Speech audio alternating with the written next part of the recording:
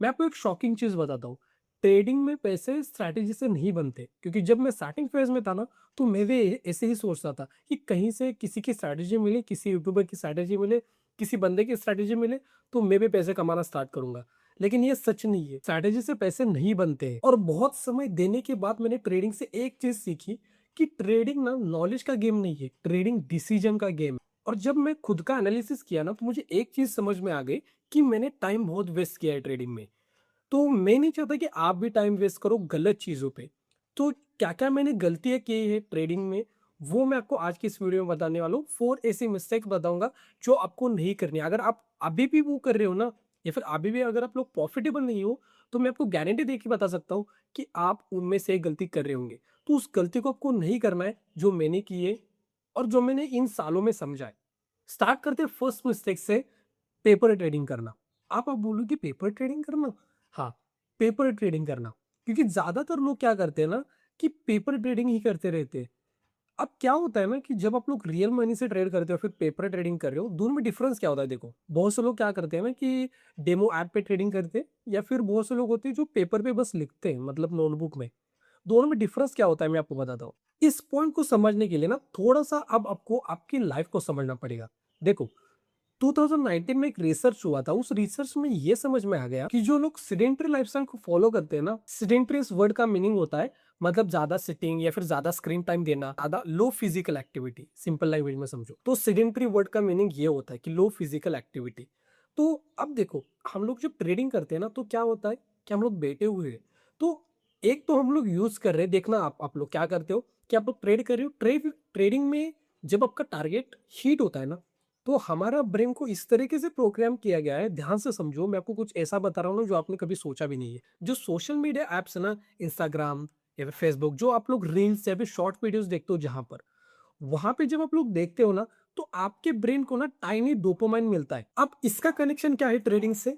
जब भी आप लोग ट्रेडिंग करते हो ना और जब आपको ट्रेड देखना, आप लोग कभी भी आप लोग पेशेंस के साथ बैठे रहते हो कि ट्रेड मिले ट्रेड मिले ट्रेड मिले, और जब ट्रेड नहीं मिलता है तो आप लोग कहीं पर भी घुसते हो। क्यों? क्योंकि पेशेंस की कमी होती है। और पेशेंस की कमी क्यों है? इन सोशल मीडिया ऐप से। आप देखो, पेपर ट्रेडिंग और रियल मनी से ट्रेड करना, दोनों में डिफरेंस है। जब पेपर ट्रेडिंग करते हो ना, आपको डोपामाइन बहुत स्पीड से मिलता है। क्यों? क्योंकि वहां पे आप लोग क्वांटिटी कितनी भी ले सकते हो, कितनी भी ले सकते हो। बहुत सारे ऐसे ऐप्स जो आपको डेमो डेमो ट्रेडिंग ऐप्स है, जहाँ पे आप लोग, हो सकता है फ्री में आपको मिले या फिर 50-60 रुपए देके भी आप लोग अकाउंट को ओपन कर सकते हो, डेमो ट्रेडिंग ऐप। तो वहाँ पे क्या है ना कि आप लोग ट्रेड करोगे, वहाँ पे आपको मिलेगा, लेकिन उस लूप में आप लोग फँसते जाओगे। या फिर जब आप लोग लिखते रहते हो ना कि मतलब मैं लिख रहा हूँ कि मैंने बाय किया, कॉल बाय, फिर पुट को बाय किया है, फिर इस स्टॉक को बाय किया, कुछ भी है ना। तो एक बार अगर आप उसी लूप में फँस गए ना, तो उसी लूप में ही फँसोगे, तो आपको एक्शन लेना पड़ेगा। स्टेप जैसे-जैसे आगे जाएँगे तो आपको अगले स्टेप के ऊपर आपका पैर रखना पड़ेगा। मतलब पेपर ट्रेडिंग हो गया ना, खत्म करो। आप थोड़ा-सा रियल पैसे से ट्रेड करो। हो सकता है लॉस हो, लेकिन उस लॉस से आपको जो पेन होता है ना मेंटल, वो आपको सीखने को मिलेगा कि जब स्टॉप लॉस के पास में जब मार्केट ट्रेड करता है ना, तो जो पेन होता है ना यहाँ पर, वो ब्रेकअप से भी बड़ा पेन होता है। जो ट्रेड करते हैं ना उनको ही पता होगा। मिस्टेक नंबर 2, ज़्यादातर लोग ना स्टार्टिंग फेज़ में नहीं, अभी तक यहाँ तक भी क्या गलती करते हैं पता है? हर चीज़ों को सीखना, कि देखता हूँ उस यूट्यूबर का क्या स्ट्रैटेजी है या फिर देखता हूँ कि वो किस तरीके से सक्सेसफुल बना, कि उसकी स्ट्रैटेजी क्या है, उसका सेटअप क्या है। जितना मैंने ट्रेडिंग के बारे में सीखा है ना, मैं आपको एक सिंपल लाइन में बताता हूँ।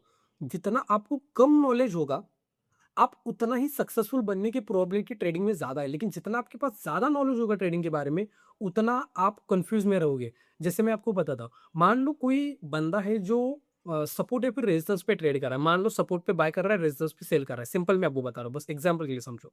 अब उसने दुनिया भर का नॉलेज सीख लिया, सब कुछ सीख लिया। अब वो क्या करेगा, एक्स्ट्रा का कुछ ना कुछ तो वहाँ पे ऐड करेगा। जैसे इंडिकेटर ऐड किया या फिर कुछ भी उस वहाँ पे देख रहा है, ओपन इंटरेस्ट देख रहा है, फिर कुछ भी।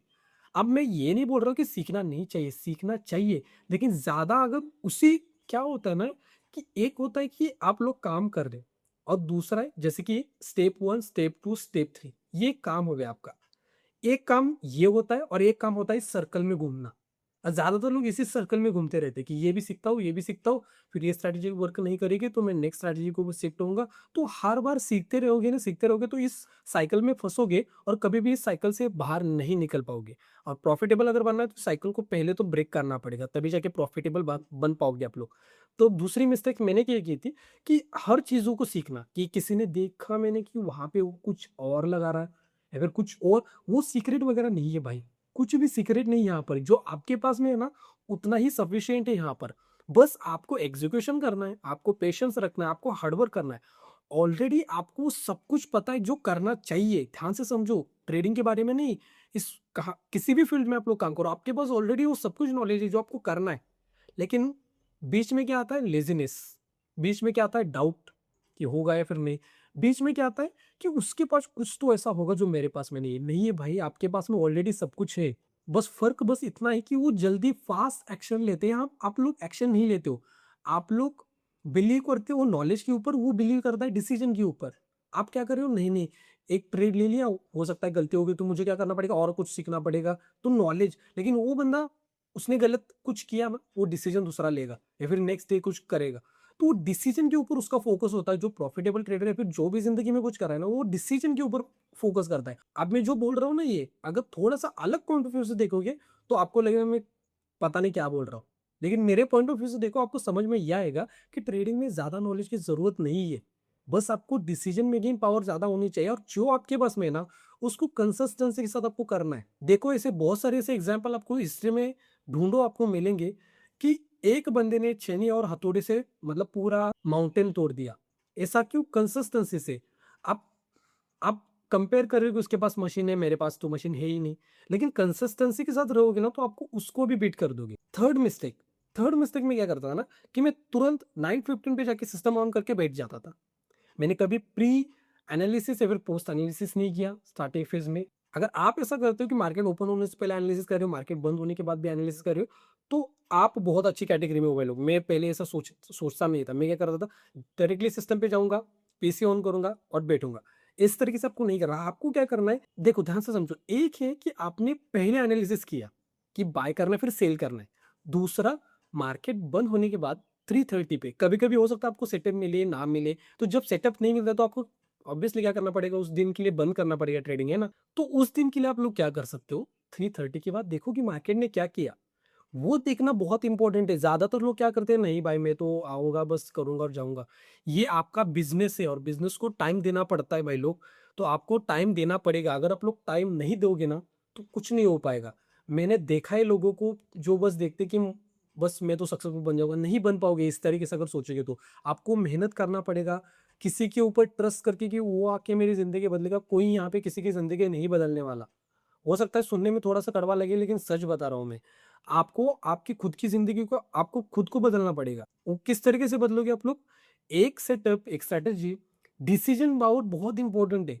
ठीक है, ज्यादा उसके इसके पीछे मत भागो कि ये भी कहीं से सीखूं, ये भी किसी से मतलब सीखूं। आप थोड़ा सा ट्रेड्स को, आपकी पूरी लाइफ को एनालिसिस करोगे ना, आप अगर आगे नहीं हो जिंदगी में, तो उसके पीछे एक ही रीजन है, आप लोग सर्कल में घूम रहे हो। आपको लग रहा है कि मैं स्टेप 1 स्टेप 2 पे जा रहा हूँ, लेकिन एक्चुअल में स्टेप 1 स्टेप 2 नहीं हो। स्टेप 1 स्टेप 2 स्टेप 3 इस तरीके से आपको को लग रहा है, लेकिन एक्चुअल में आप लोग सर्कल में घूम रहे हो। इस वजह से आप लोग आगे नहीं बढ़ पा रहे हो। तो स्टेप 1 स्टेप 2 स्टेप 3 इस तरीके से जाना होता है, ना कि इस तरीके सर्कल में घूमना होता है। ठीक है, तो ये हो गया हमारा थर्ड पॉइंट। फोर्थ सबसे ब्रूटल मिस्टेक, आपको सच नहीं सुनना और मुझे भी सच नहीं सुनना। क्योंकि जब भी आपको कुछ लेना होता है ना, मान लो आपको कुछ फोन लेना है, फिर कार लेनी है, बाइक लेनी, कुछ भी जो आपको लेना है, अगर कोई भी बंदा आके उसके अगेंस्ट में कुछ बोलेगा ना, तो आपको सुनने में कड़वा लगता है। या फिर मान लो कोई आपका फ्रेंड है, फिर कुछ भी है जिससे आप प्यार करते हो, मान लो उसको छोड़ दो। मान लो किसी फोन आपको चाहिए, या फिर कुछ आपका करियर है, आपको चूज करना है किसी करियर को। तो अगर कोई उसके अगेंस्ट में कुछ बोलेगा ना, तो आपका ब्रेन उसको एक्सेप्ट नहीं करता। तो इसी तरीके से ट्रेडिंग में होता है। तो जब भी स्टार्टिंग में कोई मुझे बताया करता था ना कि नहीं भाई ट्रेडिंग में लॉस होता है, ये होता है, तो मेरा ब्रेन एक्सेप्ट नहीं करता था। क्योंकि मैं क्या दिखता था कि भाई उसके पास तो लैम्बोर्गिनी, उसके पास तो बेंटली है, उसके पास तो उसने बुगाटी ली है। मैंने देखा कि फॉरेन कंट्री में जो ट्रेडर्स हैं उनके पास तो बड़ी बड़ी लग्जरी कार है। तो मैं तो एक साइड को देख रहा हूँ बस।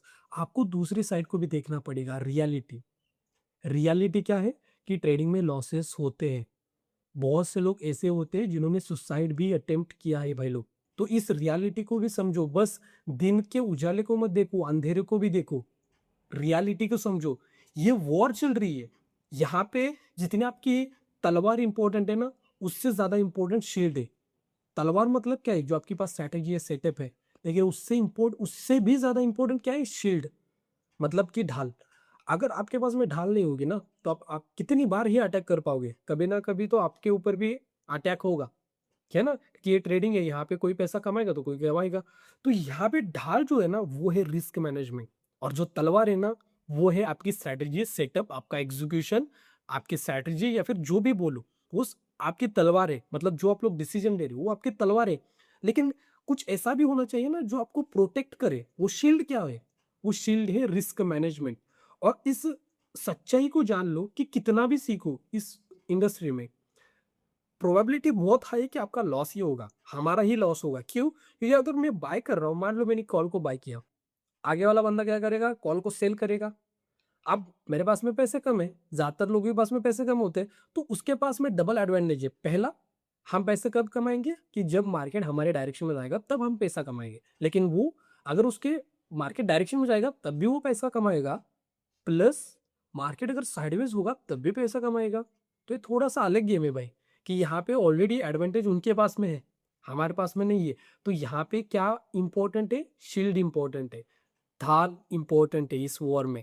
वो ढाल क्या है, मैंने आपको बता दी कि रिस्क मैनेजमेंट, कि आपको बस इस रियलिटी को समझो, कि कितना भी समझो, आपकी साइकी के साथ यहाँ पे खेला जाएगा, और आपको इस तरीके से मजबूर किया जाएगा डिसीजन लेने में, कि बाय करना है या फिर सेल करना है, फिर जाके आपका ऐसे लेट होगा। आप देखो, आपको इस लैंडिंग पता है, सब कुछ पता है, फिर भी स्टॉप लॉस हिट हो रहा है। तो वहां पे शील्ड क्या है, रिस्क मैनेजमेंट, कि 1:2 आपको लेना ही पड़ेगा। 1:1 पे अगर काम करोगे ना, यहाँ पर भाई नहीं चलेगा।